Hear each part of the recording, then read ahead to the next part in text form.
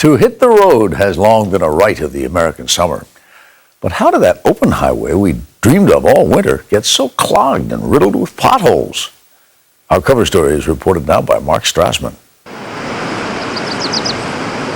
Although we sing praises to purple mountain majesties, to spacious skies, and amber waves of grain, the truth is, when we drive across America the Beautiful, for the most part, this is the view we see. We're on the road to nowhere. Come on inside. Fact is, roads defined our landscape even before the first drop of concrete was poured. In the very beginning, there were game trails. Buffalo and elk created the original highways that we traveled. The Indians took those as hunting trails. The first settlers moved in and used those for their wagons. Those later became plank roads, the early turnpike. So really, it's an evolution that began before man was even a big factor on the continent. Earl Swift has chronicled that evolution, reminding us that griping about our roads is nothing new. I mean, we complain about congestion now, but it's kid stuff compared to the way it was in the mid-30s. During the big boom in car sales in the 20s and 30s, we suddenly had a situation where we were driving roads that were built for wagons. Washington to Richmond would be a 2-day trip. New York to Philadelphia would have been a 2-day trip. That's when it became clear that we needed to build something for the auto age, the big roads, the interstate highway system.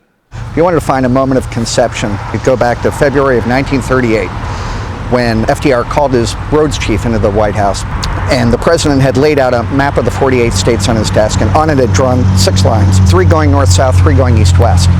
And he said, I'd like you to research as to whether we can make it pay for itself. Keep that in mind, the notion that roads should pay for themselves. It's something we'll return to. But back in the 30s and 40s, the Depression and Second World War put Franklin D. Roosevelt's grand designs on hold. It wasn't until the prosperity of the 1950s that General-turned-President Dwight D. Eisenhower finally gave the green light. So who deserves more credit, FDR or Ike? This will provoke some debate, but I'd vote for FDR myself. Because? Because FDR got the ball rolling. It was his oversight that saw the system actually approved by Congress. By the time Eisenhower took office, plans for the interstates were all but a done deal. And so, in 1956, construction began on a network 47,000 miles long and still growing. There's a popular misconception that the system mainly had a military purpose, to move troops and civilians in the event of nuclear war. Not so. But the design does have an unusual origin. Our interstates are modeled on the autobahns of Adolf Hitler's Germany. Still, the highways promised a future that had little to do with the dark days of war and everything to do with the bright tomorrow of the space age. Our dreams will come true. But when you look in the rearview mirror today, the picture isn't quite so pretty.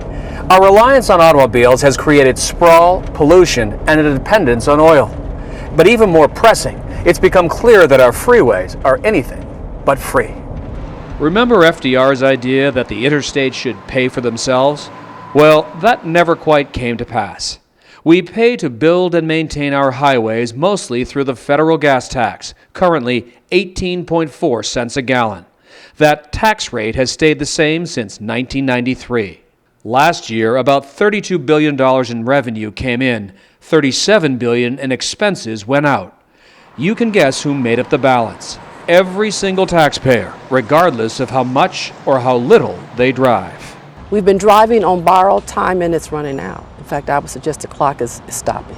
Catherine Ross is a professor at Georgia Tech who advises governments on transportation planning. She notes that the highways are the lifeblood of the economy, moving an estimated $13 trillion in goods each year. How urgent is this highway funding crisis? The urgency is, 20 years ago. I'm saying that with tongue in cheek, but it's beyond urgent. I think it's tied to our continued preeminence in the world, and it's certainly tied to our national economic success. Unfortunately, that's coming at a time when the Department of Transportation says it needs $100 billion a year for the next 20 years to get the current system into tip-top shape, to say nothing of expanding it. When you look into the future and you begin to look at what our investments will mean when we're competing with China, India, emerging powers, economic powers like Brazil, we better have our infrastructure ready to go to be able to compete on a global basis. Victor Mendez runs the Federal Highway Administration. He has overseen more than $26 billion in spending on bridges and roads as part of President Obama's stimulus effort. When you look at what that investment needs, I know the president gets it. He understands the importance of investing in infrastructure, because otherwise we're going to continue to fall back, behind the 8 ball. Besides fixing and building roads, the government also wants to get drivers out of their cars and onto buses, trains, or even bikes. That's a tall order. The Census Bureau reports that 86% of workers commute by car, and the vast majority of us drive alone. The typical freeway in most parts of the country were designed for about 180,000 cars. In Houston, our freeways are running about 360,000, 320,000 cars every day. About twice what they were built for. Exactly. In Houston, the oil boom is keeping the economy moving and the highways jam-packed. But Jack Whaley is fighting back with a program called TransStar. Here, in this NASA-inspired Mission Control Center, they monitor cell phone signals from cars to track their progress, or lack of it. We know what the speeds are, we know where most people are congesting the roads, but the individual is anonymous.